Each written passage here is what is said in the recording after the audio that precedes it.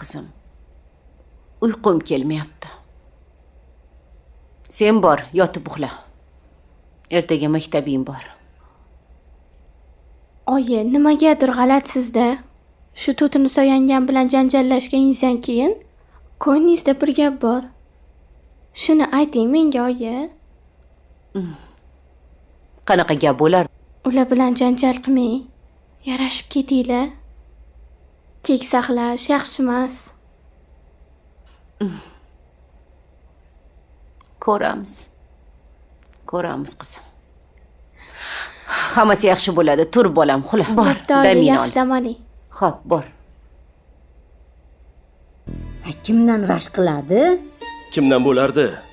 Mijozlarimdan. Erkakmi, ayolmi, kim u? Hamma haqida hisobot berishim shart bunga? Yaxshiyam modalar uyda ishlamaysan, ha? Yaxshiyam modalar uyda ishlamaysan. Nega bunaqa qiladi? Chunki oyi u menga ishonmaydi. Menga qara. Asabiylashma o'g'lim. Ishonch o'z-o'zidan paydo bo'lmaydi. Men unga yosh bola emasman. Yo'q, unaqa qilgin demayapman. Kech qolsang, menga qara, xotin kishi bo'lgandan keyin qachon kelasiz deydi hamma xotinam. Sen unga SMS yozib qo'y, erkalab qo'y, shirin so'zlar yozib qo'y. Bo'ldi. Xavotir olganidan so'roq qiladi-da. Ishonch bilan xavotir boshqa narsa. U o'zi ham bilmaydi nima xohlayotganini. Oyi, nima farqi bor buni? Bor. Yaqinda bolali bo'lsa, bolasiga ovunib ketadi. Qo'y, vahima qilma, ha? Qara. Doim tinchit. Men seni yaxshi ko'raman. Qayerda bo'lsang ham sen meni qalbimdasan deb bir narsalar deb alda. Qonimga tegdi. Boshim og'rib qoldi. Oyjon, o'tinaman, rozi bo'ling. Rozi bo'la qoling endi. Jonim ammam. Sizni bitta ha deyishingizga biz o'lamiz. Roziman desangiz tap tashlaymiz. Chunki siz bu xonadonni kattasiz. Komiljon, jiyan. Ha? Seni bu muomalangga, so'zlaringga hech bas kela olmayman-da. Yo'q deya olmayman-da. Mayli. Marjonani o'qishiga, Hoshimjonimni ham birga Ayol kishi kamayadi-yu. Shuning uchun siz meni uyimga ko'chib kelasiz.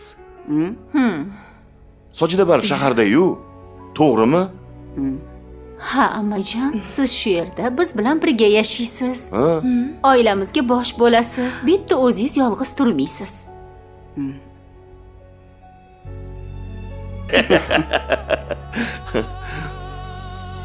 Komiljon, jigar.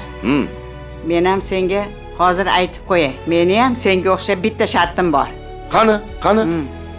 Hop, men shu uyda yasharkanman. Meni ham o'zimga yarasha tartiblarim bor. Qara. Yo'lga soling. Lekin menda xafa bo'lmang. Yo'q. Men yaxshilik uchun shunday qilaman deyapman, ha? Xo'p bo'ladi. Bu xonadonga endi qattiqqo'llik hamda tartib kerak. Kerak. Ha. Rahmat amma. Boringizga shukr. Ha. Agar endi siz Ha? Sizni bu yaxshiligingizni umrbod unutmaymiz, a? Unutmaymiz. Ha. Lekin qaranglar. Marjona. Ha. Tug'ilajak nabiramga hushyor bo'lasan. Ha, tushundingmi? Nabiram tug'ilsa, uni ehtiyot qilasizlar. Salomat, sog' salomat uyga nabiram bilan qaytasizlar. Bugun seni urushmayman. Nima gap oyi, tinchlikmi o'zi? Ko'nglingni bir ochgin. Menga quloq sol. Seni men tizzamda katta qilganman. Otang erta o'tgan. Seni yolg'iz o'stirdim. Och qolmasliging uchun kechani kecha demay, kunduzni kunduz demay ishladim. Tez orada ota bo'lasan. Ichkarida bir jon seni kutyapti-ku. U dunyoga kelganda kimni ko'radi? A? Otasini. Ayt menga. Qanday ota bo'lmoqchisan? A? Kechasi qiyshayib butilkani quchoqlab keladigan. Bir piyola edi. Menga qara o'g'lim. Qarz balo emas. Uni usta bo'ladi. Lekin odam bir buzilsa, tiklab bo'lmaydi uni. Sen jarga qarab ketyapsan, bilyapsanmi shuni? Hali ham kechmas. Qayt bolam. Men Gulchehrani oldiga kulib kir. Holini so'ra. Mana shu sen uchun birinchi qadam bo'ladi. Xo'p, oyijon. Ba'zan bitta og'izdan chiqqan so'z kelishdan ham o'tkir bo'ladi, lekin bu qismda eng dahshatlisi aytilgan gap emas, ixda yillar davomida yigilib kelgan alamning nihoyat yuzga chiqib ketganidir. 137 qism boshidan oxirigacha shuni his qildirdi. Bu sonadonda endi hech kim avvalgidek yashay olmaydi. Kimdir sabr niqobini yechdi, kimdir mehr ortiga yashirgan qo'rquvini tan oldi, kimdir esa hali aytilmagan sirlar o'girligi ostida sekin-sekin sinib boryapti. Eng zavqlisi shundaki, tashqaridan qaraganda oddiy oilaviy tortishuvga o'xshagan voqealarning tagida katta portlashga tayyor bo'lgan bir necha qatlamli ziddiyat yotibdi. Bu qismning yurakni ezadigan tomoni shundaki, unda hech kim o'zini yomon deb hisoblamaydi, lekin hamma bir-biriga og'riq beryapti. Qumri bilan bo'lgan to'qnashuv aynan shuning isboti bo'ldi. Ularning orasidagi gap bir kunda paydo bo'lgan adovat emas. Yuzga kulib, ishda gumon olib yurish, bir-birining baqstini sinovdan o'tkazgandek kuzatish, mahalla gapi bilan yurak teshib yurish. Bularning hammasi shu portlashga olib keldi. To'tinisoning og'zidan sen dushmansan degan mazmundagi ayblov chekib ketgani tasodif emas. Bu uning qalbida anchadan beri yigilgan charchoq, himoyasizlik va o'z-o'yini, o'z izzatini saqlab qolish instinktining chin kirigi edi. Qumrining katayotib ichida qasam, ichgandek qotib qolishi esa juda muhim detal. U bu haqoratni unutadigan ayol emas. Bu yerda tomoshabinlar sezgan bo'lsa kerak, Qumri yeglagani uchun emas, obrosiga tekkan zarba uchun savfli bo'lib qoldi. Endi u ochiq urush qilmaydi, lekin sekin, aqli, ayyor qasos yo'lini tanlashi mumkin. Marjona atrofidagi chiziq bu qismda juda nozik yozildi. U tashqaridan baxsli, mehr ko'rgan, orzusiga yaqinlashayotgan kelin bo'lib ko'rinadi. Ammo uning ishki qo'rquvi butun qismning eng og'ir hissi nuqtalaridan biri bo'ldi. U eri o'zidan uzoqlashayotganini ko'rmoqda, lekin isbotlay olmayapti. Kech kelishlar, sukunat, yuz o'girish, begona hid, bular oddiy mayda detal emas. Aynan shu mayda narsalar ko'p seriallarda ksiyonatning boshlanishini yoki undan ham battar erkakning ichki qulashini bildiradi. Bu yerda qahramon ayolning qo'rquvi rashk emas, yolg'izlik qo'rquvi. U hali tugilmagan bolasining taqdiri uchun qo'rqyapti. Demak, uning yuragi endi o'zi uchun emas, ikki jon uchun uryapti. Shuning uchun ham u aytgan har bir savotir tomoshabinga kattaroq eshitildi. Oybek chizigi esa juda puxta ko'rilgan. Bu qismgacha ko'pchilik uni faqat sovuqlashgan, beparvo, balki boshqaga ko'ngli bor erkak sifatida ko'rgan bo'lishi mumkin, lekin bu safar uning ichki qulashiga boshqa eshik ochildi. Ichkilik, asab, ko'chish, uyga kelganda tajovuzkor, himoya, pozitsiyasi, bularning ortida ishdagi bosim va qarz masalasi turgani sezildi. Eng muhim nuqta shuki, Oybekning muammosi faqat ichish emas. Uning eng katta fojiasi, u o'z dardini oila bilan bo'lishish o'rniga, o'zini erkaklik niqobi ortiga yashirib, yanada chuqurroq botiryapti. Shu sabab Gulchehra undan ko'proq gumon qilmoqda, u esa yanada sovuqlashmoqda. Mana shunday tushunmovchiliklar keyin oilani bir lahzada emas, kun sayin yemirib bitiradi. Bu qism aynan shuni ko'rsatdi. Oybekning onasi bilan bo'lgan suhbatlari ham tasodifiy yozilmagan. Ona bir tomondan o'g'lini himoya qilgandek, ikkinchi tomondan ayolni ovutib qo'y, alda shirin gapir degan yo'lga boshlayapti. Bu juda savfli maslahat. Chunki bu yerda muammo ishonch emas, haqiqat. Haqiqat yashirilgan joyda esa vaqtincha tinchlik bo'lishi mumkin, lekin haqiqiy yarashuv bo'lmaydi. Demak, agar Oybek ertaga Gulchehraga mehr ko'rsatsa ham, agar u faqat janjal bosish uchun bo'lsa, bu uzoqqa bormaydi. Tomoshabinlar ko'rmay qolmasin.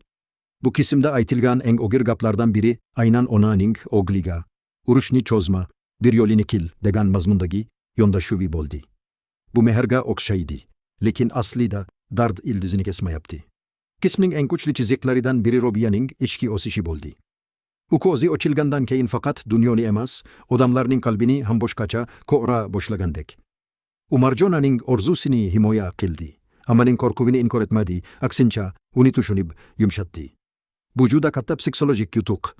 Ko'pchilik ko'rmay qolgan bo'lishi mumkin, lekin aynan Robiya bu qismda mojaroni bosish kuchiga ega yagona ayol sifatida ko'rindi. U hukm qilmadi, taraf olmadi, yurakka yo'l topdi. Shuning uchun ham qattiq qo'l amma aynan uning gapidan eridi. Bu juda katta signal. Kelajakda xonadondagi ko'p tugunlar Robiya orqali yechilishi mumkin. Lekin shu bilan birga bu unga katta yuk ham bo'ladi. U tinchlik saqlovchi bo'lib qolsa, boshqalarning yuki ham uning zimmasiga tushadi.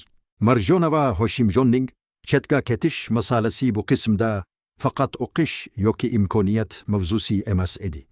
Bu aslida kim kimdan ajrala oladi, kim kimga qanchalik bog'langan degan savolga aylandi. Ammo qarshiligida faqat injiqlik yo'q.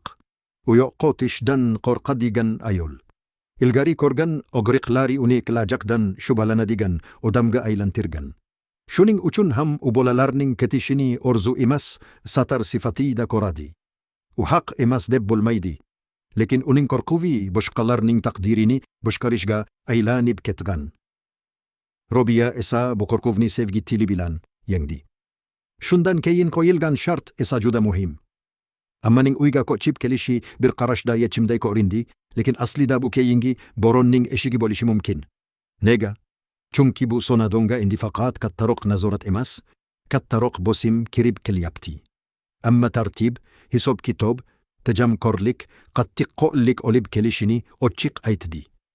Bu esa yumshoq, ko'ngli bo'sh, hissiyot bilan yashaydigan odamlar uchun sinov bo'ladi.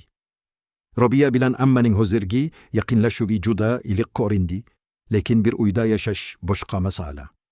Hozir bir-birini hurmat bilan tushungan ikki ayol, ertaga rozg'or qaror tarbiya, odat masalasida to'qnashishi mumkin.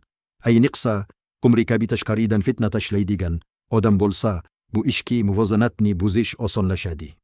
Qismdagi yana bir nozik, lekin juda ta'sirli nuqta bolakayning ikki ona haqidagi suhbatidir. Bu epizod shunchaki ilk sahna emas, bu uyda mehrning bo'linmasdan qayta taqsimlanayotganini ko'rsatdi. Bir bola yuragida yo'qotish va topish birga yashayapti. Bu esa serialning katta mavzusini eslatdi. Qon bilan berilgan bog va qalb bilan. Ko'rilgan bog doim bir-biri bilan raqobatlashadi. Keyingi qismlarda aynan mana shu masala yana og'riqli shaklda qaytishi mumkin. Endi eng muhim savol, keyingi qismlarda nima bo'ladi? Meningcha, bu qism allaqachon bir necha katta to'qnashuvning urug'ini sepib bo'ldi. Birinchidan, qumri tinch o'tirmaydi. U endi to'g'ridan to'g'ri urishmaydi, balki kimning eng zaif joyi qayerda ekanini kuzatadi. To'tinisoga zarba berish uchun u albatta uy ichidagi notinchliklardan foydalanadi, balki Gulchehra bilan Oybek orasidagi ishonchsizlikni yanada kuchaytiradi, balki mahalla gappi orqali To'tinisoning o'zini aybdordek his qilishiga erishadi. Qumri uchun endi haq bo'lish muhim emas, yutish muhim bo'lib qoldi. Ikkinchidan, Oybekning siri hali to'liq ochilgani yo'q. Qarzdorlikdan olindi, lekin bu faqat ko'ringan qismi bo'lishi mumkin.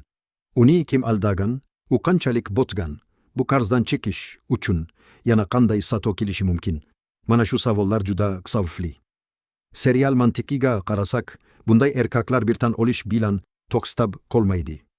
Agar Oybek chinakam o'zgarishga kirishmasa, u yana yolg'on gapiradi, yana kech qoladi, balki qarzini yopish uchun undan ham yomon qarorlar qabul qiladi.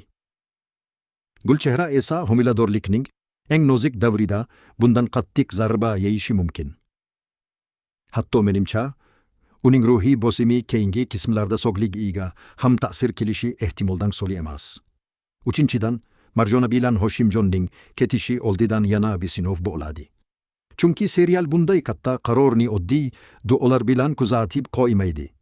Safar arafasida biror kutilmagan holat chiqishi, ammaning yana ikkilanishi yoki boshqa tomondan kelgan yomon xabar bu rejani silkitishi mumkin. Ayniqsa uyda yangi tartib boshlanishi va eski adovat kuchayishi fonida Bu ketish yangi hayot sari qadam emas, bir nechta odamni himoyasiz qoldirib ketish sifatida ko'rinishi mumkin. To'rtinchidan, To'tinisoning o'zi ham endi avvalgi yumshoq ayol bo'lib qolmaydi. Bu qismda u birinchi marta ichida yotgan qat'iyatni chiqarib yubordi. U pushaymon bo'lyapti. Lekin aynan mana shu pushaymonlik uni yanada hushyor qiladi. Endi u kimga ishonish, kimni uyga kiritish, kimning gapiga aldanmaslik kerakligini o'rganadi. Agar u shu yo'lda mustahkam tursa, bu sonadondagi eng katta tayanchga aylanadi. Ammo bir narsani unutmaslik kerak. Ko'p yillar sabr kelib kelgan ayol birdan qattiqlashsa, bu atrofdagilarga yoqmasligi mumkin. Va nihoyat, ammaning bu uyga kelishi bilan serialning butun kuch muvozanati o'zgaradi.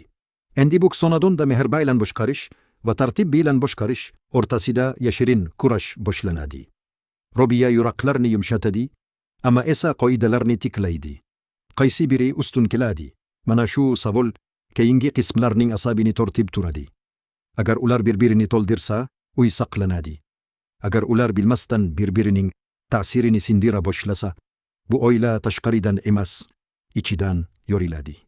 137 qism tomoshabinga bitta juda achchiq haqiqatni eslatdi.